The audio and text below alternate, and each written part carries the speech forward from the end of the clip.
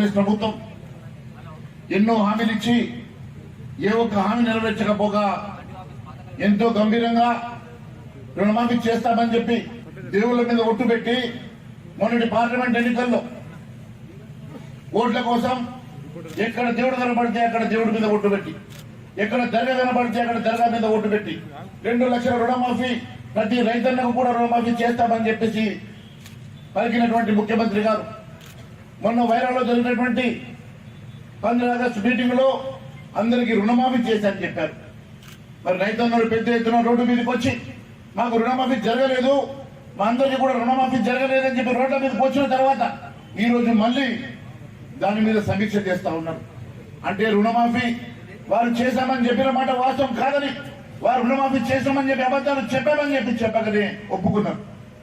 అన్నిటికన్నా ముఖ్యం, వారి స్వయంగా వారి మంత్రి తుమ్మల నాగేశ్వరరావు గారు మొన్న చెప్తా ఉన్నారు సగం మందికి మాత్రమే రుణమాఫీ జరిగిందని.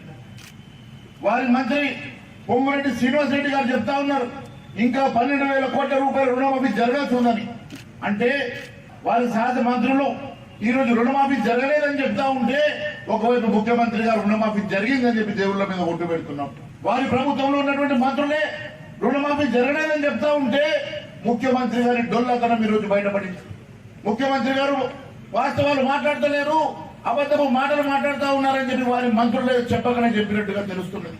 ఈ రకంగా ఈ ప్రభుత్వం ఏది మాట్లాడినా, ఈ ప్రభుత్వం ఏది చెప్పినా వాస్తవ దూరంగా అబద్ధపు మాటలుగా బూటకు మాటలుగా తేలిపోతున్నది. ఈ రోజు ఏ రైతున్నైతే వాళ్ళకు భయపడక, ఎండకు భయపడక, తేళ్లకు భయపడక, పాములకు భయపడక దినము రాత్రి కష్టపడి పండించే రైతులను కూడా మోసం చేసేటువంటి ప్రభుత్వం మనుగడ సాగదు అని చెప్పి నేను తెలియజేస్తా ఉన్నాను. అబద్ధాల బూటకము మాటల మీద, అబద్ధాల మాటల పురాతన మీద ఏర్పాటైనటువంటి ప్రభుత్వం ఎన్నో హామీలు ఇచ్చి ఒక్క హామీ కూడా నెరవేర్చని ప్రభుత్వం మళ్ళీ రైతులకు మోసం చేయడానికి ఈ రోజు రైతులను కాదు దేవుళ్లను కూడా మోసం చేసింది.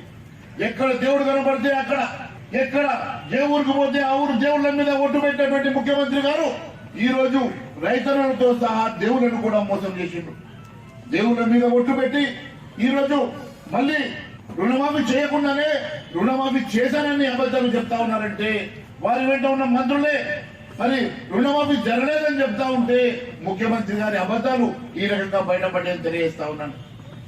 మీరు ఏదో మాయ మాటలు చెప్పి తప్పించుకుందామని చూస్తున్నారేమో.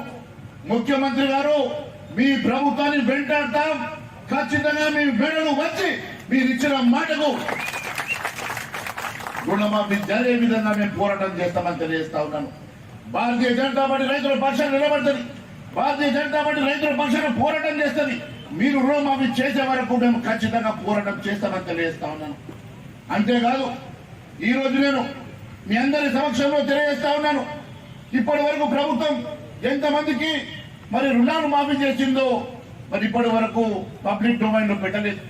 మరి ఈ రాష్ట్రంలో ఎంతమంది రుణాలు తీసుకున్నారు, ఎవరెవరికి ఎంతెంత రుణం ఉన్నది, ఎవరెవరికి మీరు రుణాలు మాఫీ చేసిండ్రు, మిగిలిన వాళ్ళు ఎంతమంది రుణం మాఫీ కాని వాళ్ళు ఎంతమంది ఉన్నారో ఇప్పటి వరకు మీరు శ్వేతపత్రం విడుదల చేయలేదు.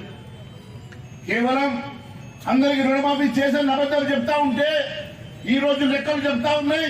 ఈ రాష్ట్రంలో దాదాపు 60 లక్షల మంది రైతులు రుణాలు తీసుకుంటే మీరు కేవలం 22 లక్షల మంది రైతులకు మాత్రమే రుణమాఫీ చేశారు. అంటే మిగిలినటువంటి రైతాంగానికి మీరు 38 లక్షల మంది రైతాంగానికి ఇంకా మీరు రుణమాఫీ చేయలేదని చెప్పి మరి లెక్కలు చెప్తా ఉన్నాయి. అంటే ఈ రోజు కేవలం 22 లక్షల మందికి రుణమాఫీ చేసి ఈ రాష్ట్రంలో అందరికీ రుణమాఫీ చేశామని మీరు తప్పుడు లెక్కలు చెప్పడం ఇది ఎంతవరకు సమంజసమని అడుగుతా ఉన్నారు. మరి కేవలం ఆధార్ కార్డులో లేకుంటే రేషన్ కార్డును అడ్డం పెట్టుకొని రుణాలు మాఫీ చేస్తామంటే గత ఎన్ని సంవత్సరాల నుంచి కొత్త రేషన్ కార్డు ఇవ్వలేదో మీకు తెలుసు. మరి కొత్తగా రేషన్ కార్డు ఇవ్వకుండా, కొత్తగా రేషన్ కార్డులు డివైడ్ కాకుండా, ఇంట్లో పిల్లలు వేరుపడ్డ తర్వాత వారికి కొత్త రేషన్ కార్డు రాకుండా ఏ రకంగా ఇది రుణమాఫీ జరుగుతుందని చెప్పి నేను అడుగుతున్నా. అంటే ఏదో ఒక కండిషన్ పెట్టి మీరు రుణాలను తప్పించుకోవాలని చూస్తుంటే ఎట్టి పరిస్థితుల్లో మేము ఊరుకునే సమస్య లేదు.